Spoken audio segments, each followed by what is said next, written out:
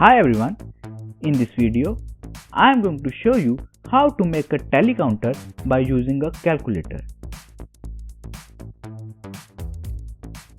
These are the materials required to make this project. Take a calculator and remove the back cover. Locate the two traces on the circuit board which connects with the equals to key. Solder two wires onto these two traces.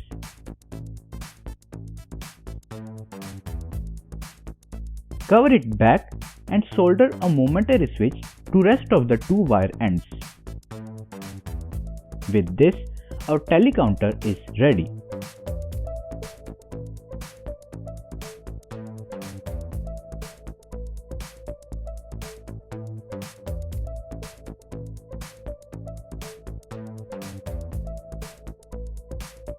Thanks for watching. Do subscribe for more such videos.